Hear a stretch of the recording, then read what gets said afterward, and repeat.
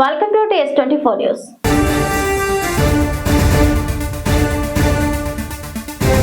సచివాలయంలో పురపాలక పరిపాలన పట్టణాభివృద్ధి శాఖపై ముఖ్యమంత్రి రేవంత్ రెడ్డి సమీక్ష నిర్వహించారు. ఈ సందర్భంగా అధికారులకు సీఎం రేవంత్ రెడ్డి పలు కీలక సూచనలు చేశారు. నగరాభివృద్ధిలో సాంకేతికతను మరింతగా ఉపయోగించాలని సీఎం రేవంత్ రెడ్డి ఆదేశించారు. ప్రధాన జంక్షన్ల వద్ద స్మార్ట్ పోల్స్ ఏర్పాటు అంశంపై అధ్యయనం చేయాలని సూచించారు. భారీ ట్రాఫిక్ ఉన్న ప్రాంతాల్లో పీపీపీ విధానంలో స్కేవాక్ బ్రిడ్జ్ల నిర్మాణం ప్రణాళికలు సిద్ధం చేయాలని చెప్పారు. సచివాలయంలో పురపాలక పరిపాలన పట్టణాభివృద్ధి శాఖపై ముఖ్యమంత్రి రేవంత్ రెడ్డి సమీక్ష నిర్వహించారు. ఈ సందర్భంగా అధికారులకు సీఎం రేవంత్ రెడ్డి పలు కీలక సూచనలు చేశారు. నగరాభివృద్ధిలో సాంకేతికతను మరింతగా ఉపయోగించాలని సీఎం ఆదేశించారు. ప్రధాన జంక్షన్ల వద్ద స్మార్ట్ పోల్స్ ఏర్పాటు అంశంపై అధ్యయనం చేయాలని సూచించారు. భారీ ట్రాఫిక్ ఉన్న ప్రాంతాల్లో పీపీపీ విధానంలో స్కేవాక్ బ్రిడ్జిల నిర్మాణంపై ప్రణాళికలు సిద్ధం చేయాలని చెప్పారు. నెక్లెస్ రోడ్ రైల్వే స్టేషన్ సమీపంలో మల్టీ లెవెల్ కార్ పార్కింగ్ ఏర్పాటు చేయాలని ఆదేశించారు. ప్రకటన బోర్డుల ఏర్పాటులో నియంత్రణ అవసరమని, ప్రభుత్వ ఆదాయానికి గండిపడకుండా చర్యలు తీసుకోవాలని స్పష్టం చేశారు. ప్రభుత్వ కార్యక్రమాల ప్రచారానికి 10% అడ్వర్టైజింగ్ స్పేస్ కేటాయించాలని, ప్రతి సంవత్సరం ఫీజు వసూలు చేయాలని సూచించారు. అనాధికార ప్రకటనల బోర్డులపై కఠిన చర్యలు తీసుకోవాలని హెచ్చరించారు. నగరంలోని వీధి దీపాల నిర్వహణపై ప్రత్యేక దృష్టి పెట్టాలని సీఎం పేర్కొన్నారు. లైటింగ్ వ్యవస్థకు యూనిఫామ్ కోడ్ అమలు చేసే విధంగా చర్యలు చేపట్టాలని సూచించారు. జీహెచ్ఎంసీ విభజనలో ఏర్పడిన సమస్యల పరిష్కారానికి చర్యలు తీసుకోవాలని, 3 కార్పొరేషన్లలో శానిటేషన్ పై ప్రత్యేక దృష్టి పెట్టాలని తెలిపారు. అన్ని పార్కుల పూర్తి వివరాలు సేకరించాలని ఆదేశించారు. త్వరలో ప్రతి జోన్ను స్వయంగా పర్యటిస్తానని సీఎం తెలిపారు. రోడ్లు శుభ్రంగా లేకపోతే అక్కడికక్కడే అధికారులను సస్పెండ్ చేస్తానని హెచ్చరించారు. కమిషనర్లు, జోనల్ కమిషనర్లు ఉదయం నుంచే ఫీల్డ్లో ఉండాలని స్పష్టం చేశారు. కొత్తగా ఎన్నికైన మేయర్లు, డిప్యూటీ మేయర్లు, మున్సిపల్ చైర్మన్లు, వైస్ చైర్మన్లకు ప్రత్యేకంగా ఒకరోజు శిక్షణ కార్యక్రమం నిర్వహించాలని నిర్ణయించారు. కేసీఆర్ తెలంగాణ కోసం జెండా ఎత్తినప్పటి పరిస్థితులను గుర్తు చేసుకుంటే కేసీఆర్ సాహసం చరిత్ర తెలుస్తుందని బీఆర్ఎస్ వర్కింగ్ ప్రెసిడెంట్ కేటీఆర్ అన్నారు.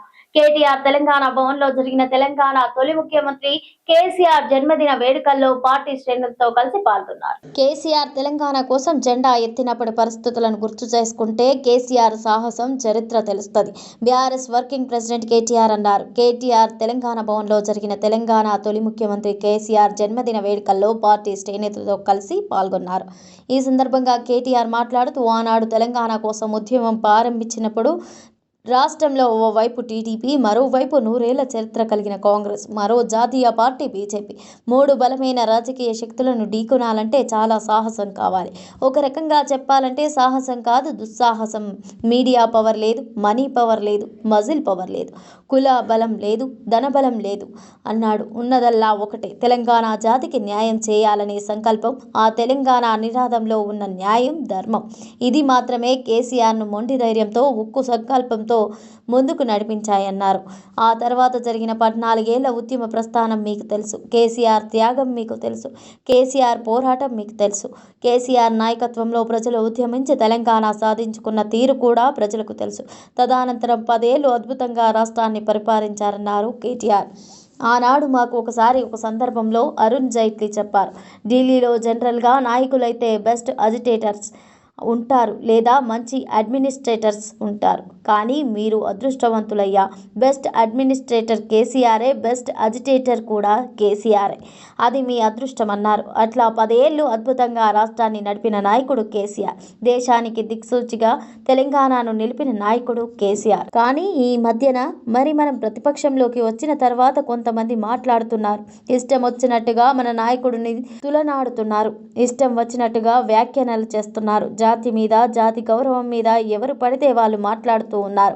నేను వారికందరికీ ఒకటి చెప్తా, తెలంగాణ మట్టితో మమేకమైన వాడికి, ఉద్యమాల ఉగ్గుపాలు తాగిన వాడికి, ఆత్మగౌరవ పోరాటంలో కలిసి అడుగు వేసిన వాళ్ళకి మాత్రమే జాతి అంటే ఏంటో తెలుస్తుంది. జాతి గౌరవం అంటే ఏంటో తెలుస్తుందన్న కేటీఆర్. సకల జనులు స్వరాష్ట్ర సమరంలో తెగించి కొట్లాడుతున్నప్పుడు, ప్రాణాలకు తెగించి మన నాయకుడు నిరాహార దీక్ష చేస్తున్నప్పుడు, సమైక్యాంధ్ర వాదుల సంచులు మోసే సన్న సన్నాసులకు జాతి తెలియదు, నీతి తెలియదు. లాఠీ దెబ్బలు తిన్నోళ్లకు, జైలుకు పోయినోళ్లకు, తుపాకులకు ఎదురుపడి నిలబడ్డోళ్లకు జాతి అంటే ఏంటి, జాతి అస్తిత్వం అంటే ఏంటో తెలుస్తుంది. ఉద్యమకారుల మీదికి తుపాకులు తీసుకొని ఆ రోజు దాడికి వెళ్లిన ద్రోహులకు జాతి నిర్వచనం ఎట్లా తెలుస్తుంది?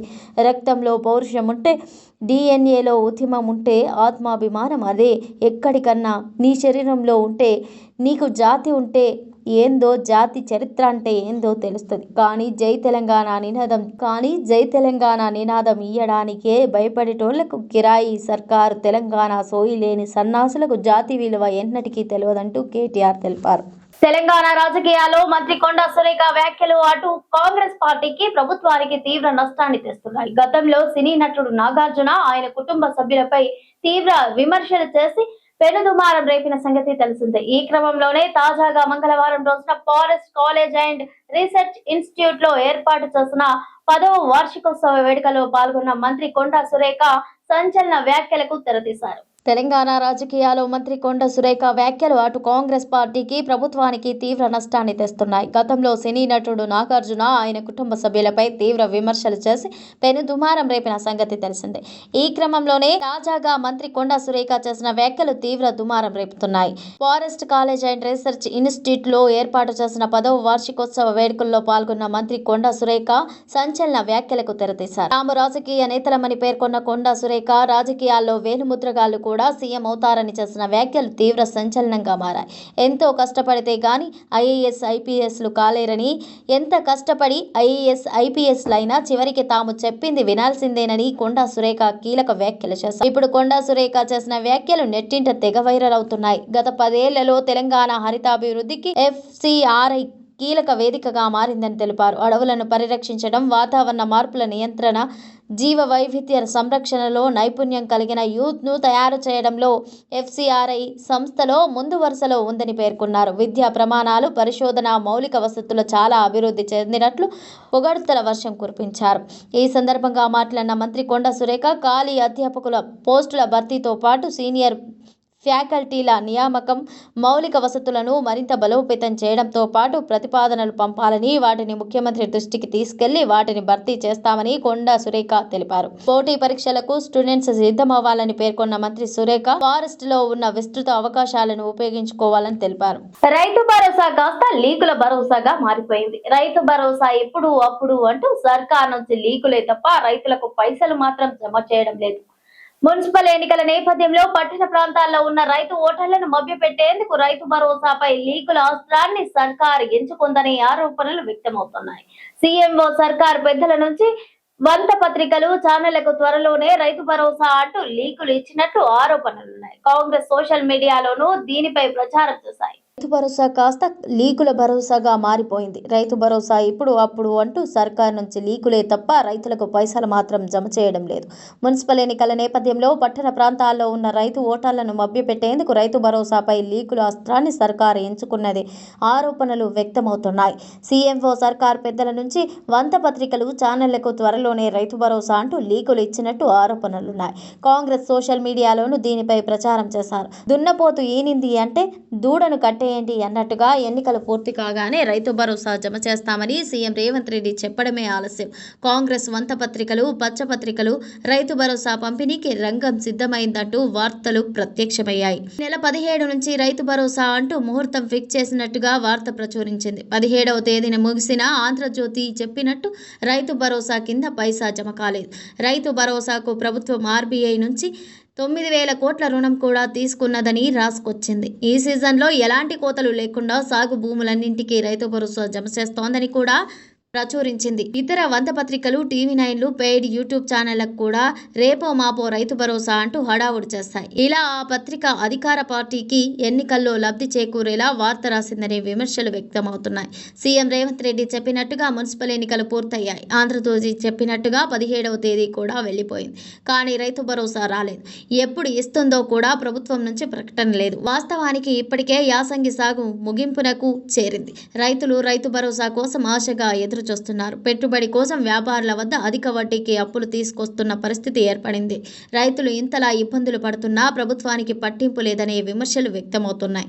మున్సిపల్ ఎన్నికల పర్వం ముగిసిన నేపథ్యంలో ఇక ఎంపీటీసీ, జెడ్పీటీసీ ఎన్నికలు ఇప్పట్లో ఉంటే తప్ప యాసంగి రైతు భరోసా జమ చేయరని అనుమానాలు వ్యక్తమవుతున్నాయి. ఎన్నికలకు వెళ్లే పరిస్థితి లేకపోతే అనవసరంగా రైతులకు 9,000 కోట్లు ఇవ్వడం ఎందుకనే ఆలోచన సర్కార్ ఉన్నట్టు చర్చ జరుగుతోంది. ఎన్నికలకు వెళ్లాలని భావిస్తే త్వరలోనే రైతు భరోసా అందిస్తోందని, లేని పక్షంలో రైతులకు నిరాశే మిగులుతోందని అభిప్రాయాలు వ్యక్తమవుతున్నాయి. మున్సిపల్ ఎన్నికల సందడి ముగింపు దశకు చేరింది. 3 మున్సిపాలిటీలు మినహా అన్ని చోట్ల పూర్తయింది. ఎన్నికలు నిర్ణయించిన 116 పురపాలికలు, 7 నగరపాలికలు కలిపి మొత్తం 123 స్థానాలకు గాను 120 స్థానాల్లో ఎన్నికల ప్రక్రియ ముగిసింది. దీంతో రాష్ట్ర ఎన్నికల సంఘం ప్రవర్తన నియమావళిని ఎత్తివేసింది. మున్సిపల్ ఎన్నికల సందడి ముగింపు దశకు చేరింది. రాష్ట్ర వ్యాప్తంగా మున్సిపాలిటీలు, కార్పొరేషన్లలో mayor, deputy mayor, chairperson, vice చైర్పర్సన్ల ఎన్నిక ప్రక్రియ 3 మున్సిపాలిటీలు మినహా అన్ని చోట్ల పూర్తయింది. ఎన్నికలు నిర్వహించిన 116 పురపాలికలు, 7 నగరపాలికలు కలిపి మొత్తం 123 స్థానాలకు గాను 120 స్థానాల్లో ఎన్నికల ప్రక్రియ ముగిసింది. దీంతో రాష్ట్ర ఎన్నికల సంఘం ప్రవర్తన నియమావళిని ఎత్తివేసింది. ఈ మేరకు ఎస్ఈసీ కార్యదర్శి లింగనాయక్ ఆదేశాలు జారీ చేశారు. సోమవారం వాయిదా పడిన 11 మున్సిపాలిటీల్లో మంగళవారం ఎన్నికలు నిర్వహించగా ఇల్లందు, సుల్తానాబాద్, కాగజ్ నగర్, జహీరాబాద్, డోర్నకల్, తొర్రూరు, జనగామలో ఎన్నికల ప్రక్రియ పూర్తయింది. ఇల్లందు, సుల్తానాబాద్, జహీరాబాద్, డోర్నకల్ మున్సిపాలిటీల్లో ఇతర పార్టీ మద్దతుతో చైర్పర్సన్ పీఠాన్ని అధికార కాంగ్రెస్ పార్టీ కైవసం చేసుకుంది. ఇంద్రేశం పురపాలికల్లో చైర్పర్సన్, వైస్ చైర్పర్సన్గా బీఆర్ఎస్ అభ్యర్థులు కుశంగల ప్రమీల, పట్లొల్ల హరీష్ రెడ్డి ఎన్నికయ్యారు. తొర్రూరు, జనగామ మున్సిపాలిటీలో కాంగ్రెస్ బీఆర్ఎస్ కు సమానంగా ఓట్లు రాగా లాటరీ తీశారు. ఈ 2 చోట్ల కాంగ్రెస్ నే అదృష్టం వరించింది. మిగిలిన 3 చోట్ల ఇబ్రహీంపట్నం, కేతనపల్లి, ఖానాపూర్లో అనివార్య కారణాల వల్ల ఎన్నికలు వాయిదా పడ్డాయి. వాయిదా పడిన ఇబ్రహీంపట్నం, కేతనపల్లి, ఖానాపూర్ మున్సిపాలిటీలో త్వరలోనే జరగనున్నాయి.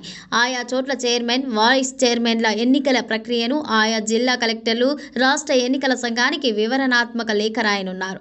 ఈ 3 చోట్ల ఎన్నికలు ఎప్పుడు నిర్వహించాలనే అంశాన్ని ఎస్ఈసీ డిసైడ్ చేయనున్నది. ఈ నెల 21న ఎస్ఈసీ కమిషనర్ రాణి కుమిదిని ఢిల్లీ కేంద్ర ఎన్నికల సంఘం నిర్వహించే సమావేశానికి హాజరు కావాల్సి ఉన్నందున 20వ తేదీన ఎన్నికలు నిర్వహించే అవకాశం ఉన్నట్టు అధికార వర్గాలు చెబుతున్నాయి. పసిడి ప్రియులకు పండగ లాంటి వార్త. ఎందుకంటే గత ఏడాది కాలంగా బగ్గుమంటూ సామాన్యులకు చుక్కలు చూపించిన బంగారం ఇప్పుడు నేల చూపులు చూస్తోంది. 2026 ఆరంభం నుండి పసిడి పతనం దిశగా పయనిస్తూ వస్తోంది. ఒకప్పుడు ఆల్ టైమ్ హైక్ వెళ్లిన బంగారం రికార్డు ధరలను క్రియేట్ చేస్తుంది. ఏకంగా 2 లక్షలకు చేరువలోకి వెళ్ళింది. దీంతో సామాన్య మధ్యతరగతి ప్రజలు బెంబెలెత్తిపోయారు. పసిడి ప్రియులకు పండగలాంటి వార్త. ఎందుకంటే గత ఏడాది కాలంగా బగ్గుమంటూ సామాన్యులకు చుక్కలు చూపించిన బంగారం ఇప్పుడు నేల చూపులు చూస్తోంది. 2026 ఆరంభం నుండి పసిడి పతనం దిశగా ప్రయాణిస్తూ వస్తోంది. ఒకప్పుడు ఆల్ టైమ్ హైక్ వెళ్లిన బంగారం రికార్డు ధరలను క్రియేట్ చేసింది. ఏకంగా 2 లక్షలకు చేరువలో వెళ్ళింది. దీంతో సామాన్య మధ్యతరగతి ప్రజలు బెంబెలెత్తిపోయారు. బంగారం ఇక మ్యూజియంలోనే చూడాల్సి వస్తోందేమోనని భయపడిపోయారు. కానీ పుత్తడి పరుగులకు ఇప్పుడు కళ్ళెం పడుతోంది. వచ్చేది పెళ్లిళ్ల సీజన్, పైగా మోడం కూడా పూర్తయింది. ఇప్పుడన్నీ మంచి రోజులే. దీనికి తోడుగా బంగారం కూడా ప్రజల్ని ఊరిస్తోంది. ధరలు భారీగా తగ్గుముఖం పట్టడంతో పసిడి ప్రియులు పండుగ చేసుకుంటున్నారు. గోల్డ్, సిల్వర్ రేట్లు భారీగా తగ్గాయి. కొనేవారికి ఇదే సూపర్ టైం అంటున్నారు నిపుణులు. గత 2 వారాలుగా బంగారం, వెండి ధరలు వరుసగా తగ్గుతూ వస్తున్నాయి. ఫిబ్రవరి 18 బుధవారం నాటికి పసిడి ధరలు మరింత తగ్గాయి. ఈ రోజు 24 క్యారెట్ల బంగారం ధర 10 గ్రాములకు 1,54,190గా ఉండగా 22 క్యారెట్ల బంగారం ధర 10 గ్రాములకు 1,41,340 వద్ద పడిపోయింది. చెన్నైలో 24 క్యారెట్ల బంగారం 10 గ్రాముల ధర 1,56,210 ఉండగా 22 క్యారెట్ల ధర 1,43,190గా ఉంది.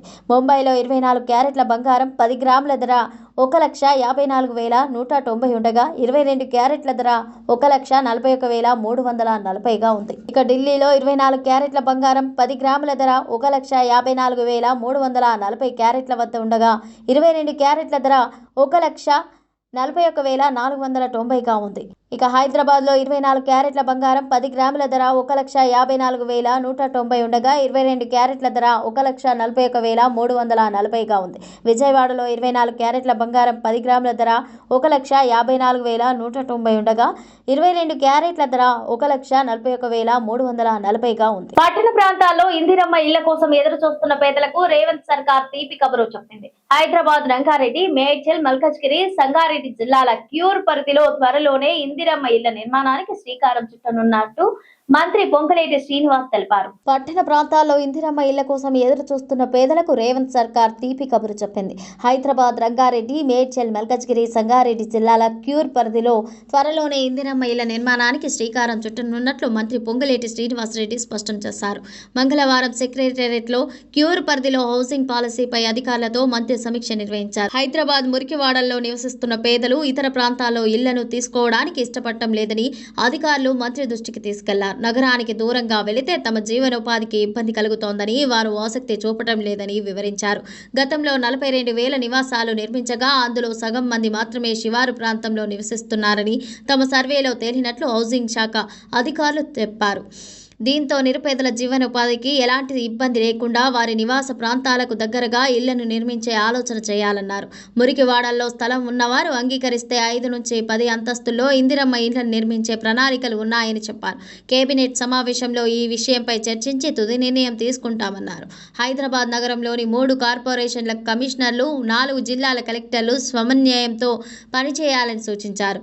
ఆయా ప్రాంతాల్లో స్థలాలను గుర్తించాలని ఆదేశించారు. అక్కడున్న లబ్ధిదారులు ఎన్ని ఇళ్లను నిర్మించవచ్చుననే వివరాలతో 10 రోజుల్లో నివేదిక అందించాలన్నారు. శిథిలావస్థకు చేరిన JNNURM నివాసాల స్థానంలో కూడా కొత్తగా ఇందిరమ్మ ఇళ్లను నిర్మించే ఆలోచన చేస్తున్నామని చెప్పారు. 3 కార్పొరేషన్ల పరిధిలో ఇళ్ల స్థలాలు ఉన్న మొత్తం 28,000 మంది లబ్ధిదారులకు ఈ నెల చివరిలోగా ఇందిరమ్మ ఇళ్ల మంజూరు పత్రాలను అందజేయాలని అధికారులను ఆదేశించారు. అసంపూర్తిగా ఉన్న ఇళ్లతో పాటు ఇప్పటికే పూర్తయిన డబుల్ బెడ్రూమ్ ఇల్లు మార్చి చివరికి నాటికి లబ్ధిదారులను ఎంపిక చేయాలని అధికారులను ఆదేశించారు. అసంపూర్తి నిర్మాణాలు పూర్తి చేయడంతో పాటు మౌలిక వసతులకు హౌసింగ్ కార్పొరేషన్ నుంచి మంజూరు చేయాలని సూచించారు. విద్యుత్ పంపిణీ సంస్థలు కరెంట్ మీటర్లను డబుల్ బెడ్రూమ్ ఇళ్ల లబ్ధిదారుల పేర్ల మీదకి బదిలీ చేయాలన్నారు. ఇది వాటి బులెటిన్. మరో బులెటిన్ తో మళ్ళీ కలుద్దాం. Stay tune TS24 news.